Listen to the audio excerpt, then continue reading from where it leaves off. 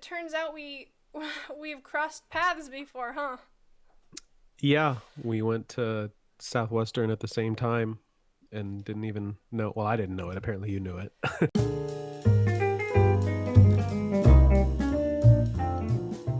So I guess first off, can you tell us your name, kind of, just a little bit about yourself? Um, my name is Hayden Scott. I live in Tulsa, Oklahoma, and I'm working on my master's in therapy right now. Nice. How long does that take? 2 years, but I'm also working full time, so it'll take about four Yeah, years. yeah. Nice. All right. So, did you grow up Adventist? And if Yeah, you did, what was that experience like for you? that's a pretty loaded question. Well, I'm actually seventh generation Wow. Adventist. So like Yeah. all the way back.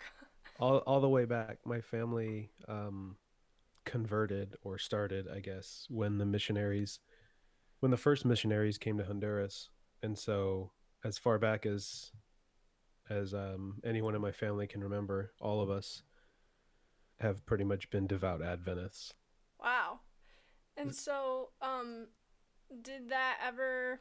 I mean, growing up, did you ever like?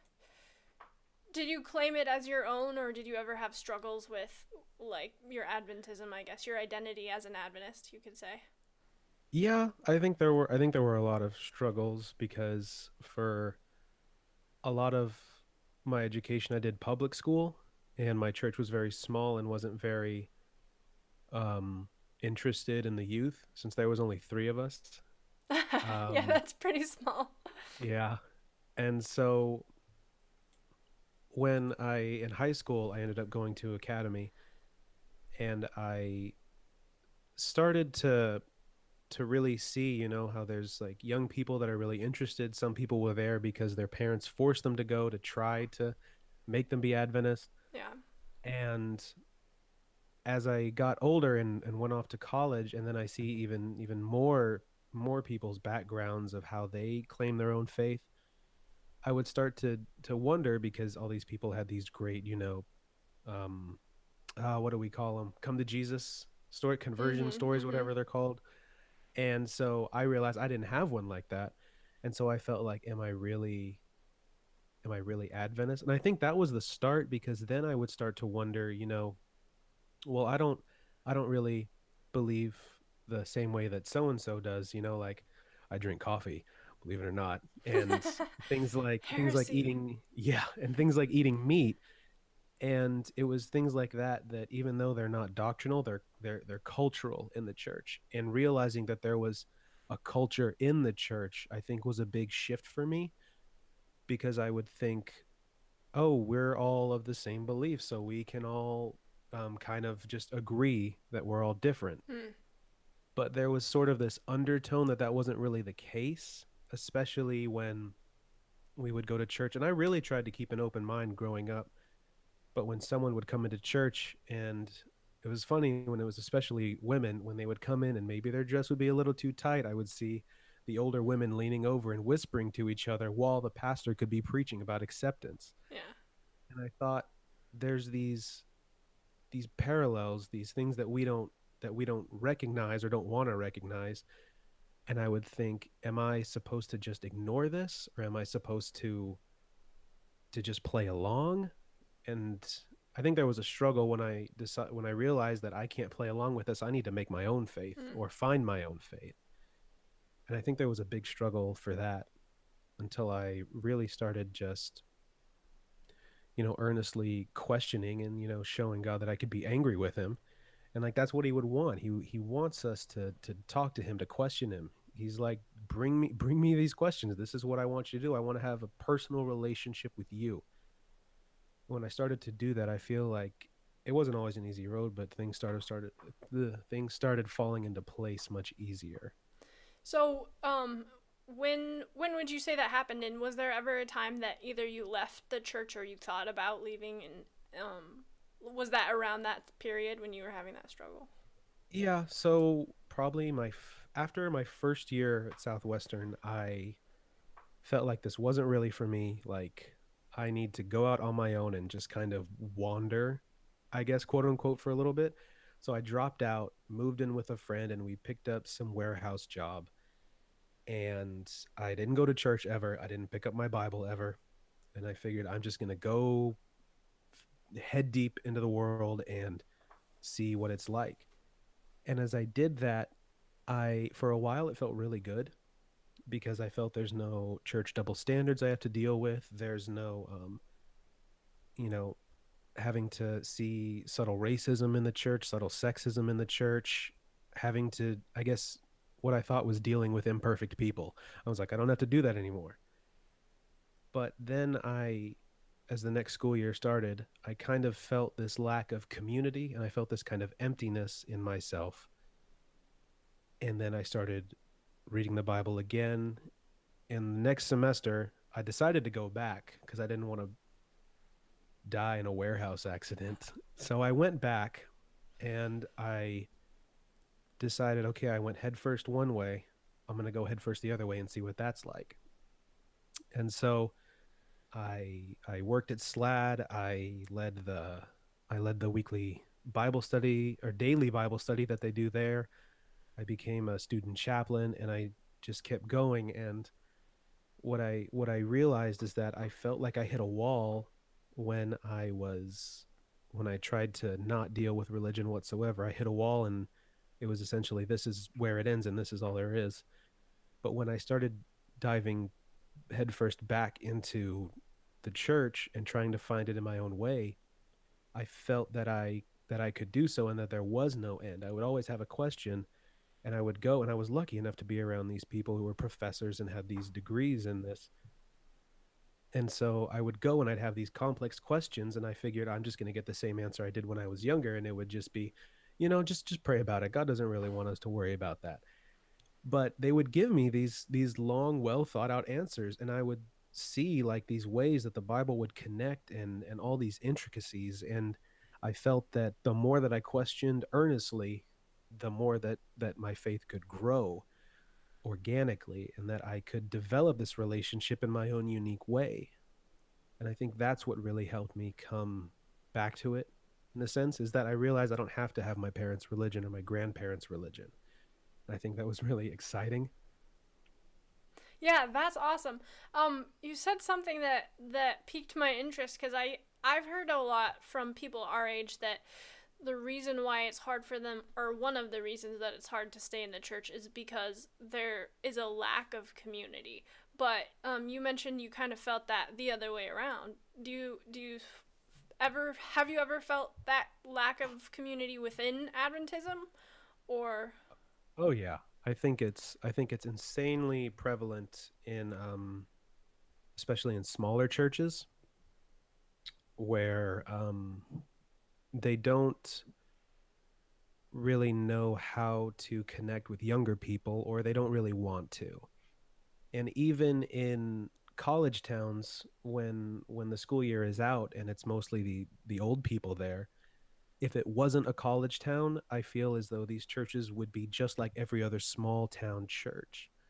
And I feel like the community really comes from the people our age coming together of our own accord in a sense, because it's us that are in the youth groups, it's us that are in the Bible study groups for our own age, it's us that are at the Friday night vespers. And I'm not really sure why there's this lack of community, because I feel like that's what at one point we were really all about, because all these people that are there and they're really old, they were all our age at once and they were all at the church together at the same time.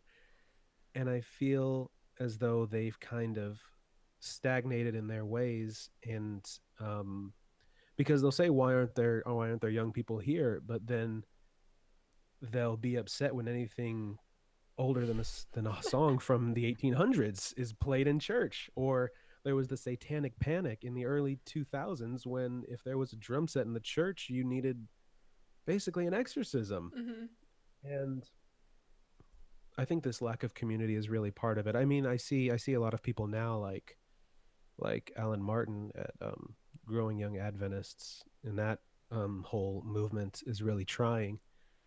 But one of the things I'm noticing is I think that we're going after the wrong demographic now, Mm. because now we're very obsessed with getting millennials and professional age people into the church.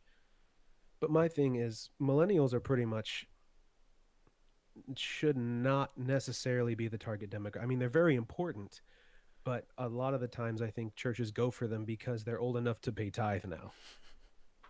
And when these churches have primarily old people that don't really work anymore, you think it's enticing to say, "Oh, look at these young professionals that can be dedicated tithers for 30, 40 years, and we don't know where we're getting the money for our air conditioner." And I don't think that's all of it, but I think that plays into it. And I think that they care about us now, but I mean, I know one of my friends, he's a millennial and he just graduated getting a PhD. Like that's into your 30s. And now I see the next generation, these 16, 17-year-olds, these Gen Z kids that are getting lost, and I think it's going to play out the same way. Mm. And if we don't focus on the sense of community as a whole for the young and then the young adult, I think we'll lose two generations. Yeah. Yeah, so I think that's an interesting point. Kind of, there's been this sort of hemorrhaging of our generation and the sort of scramble to get that back while missing the hemorrhaging that's about to start with the next Yeah. generation. So we're like, we'll always be playing catch up if we don't figure out. So do you think there is a solution, a tangible solution, or do you think it's one of those things that is just kind of, as sad as it is to say, doomed to continue floundering? Like, what do you see for the future of our generation and Gen Z and the next generations? I mean, I really see two ways that it can go. I think if the church at some point doesn't recognize that it's almost on the verge of dying, and that all the congregations, all their hair is turning white, if they don't recognize that, I can see the church dying entirely, and I don't want that. I mean, I came back to the faith because I love it, and I know many people my age that love it, but they feel a lack of community. They feel a lack of openness for them to come into the church and question things and contribute.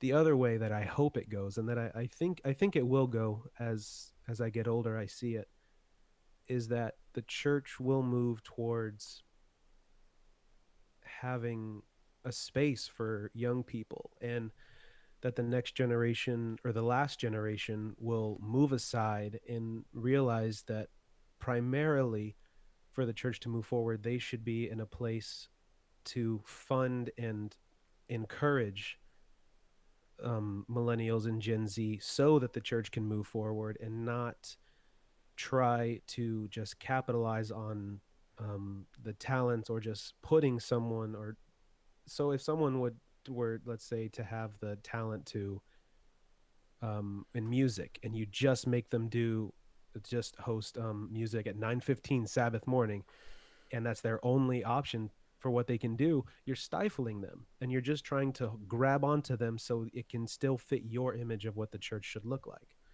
And when we realize that the church is organic, it's living, it's breathing, it's not four walls, and it continually changes, that's when I think the church will really flourish. I mean, there was this quote that, or that one of my professors would say, is that if Ellen White was alive today, she wouldn't be an Adventist. And that's not to say that we've gone so far away and strayed, but it's that the church has moved, and it's living, and it changes as time goes on. And I mean, there's one thing that she says, and I can't remember where it is, which is what most people say when they think of Ellen White. But It's in it's one of that, those books. yeah, but it's that if just because we hold certain truths to be true, because we've held certain truths for so long, does not mean that they are actually truths. And it's that just because we have done something one way for so long doesn't mean that we should keep doing it just because we've been doing it. Mm. Yeah, I remember growing up, I always heard a lot of condemnations of tradition in the context of looking at Catholicism. Yeah. But then you come to realize, like, we have a lot of traditions that aren't necessarily based on something important other than its tradition. Yeah. I think it's a place of comfort. at a point where you think, well, this is how we've always done it, so I don't really need to Yeah. think about challenging myself, because at a certain point the church becomes a social club Mm. where you come there to feel reaffirmed, and then you go home like, I'm glad I got a pat on the back this Sabbath. Yeah. So at this point in your life, what do you think is important about Adventism to you now, or the most important thing, or why? Um, I don't know. What's unique about it, or is it simply because it was your faith that when you came back to Adventism? I think that played a part in it. I think that, the dedication that my family before me showed me as I was growing up did give me some motivation to come to it. But I think what's most important now is that I see this trend of people that aren't in the church in the four walls. They're starting these movements to push it to the next generation. I mean, like this with Adventist Millennial, there's stuff Adventists should know. There's all these other movements like Humans of Adventism. I think the most important thing now is that we're seeing the church move outside of the conference, outside of the unions, and really how it was at the start. It was a bunch of people that held on to some important beliefs, and they said, we're going to move this forward with or without anyone else. Mm.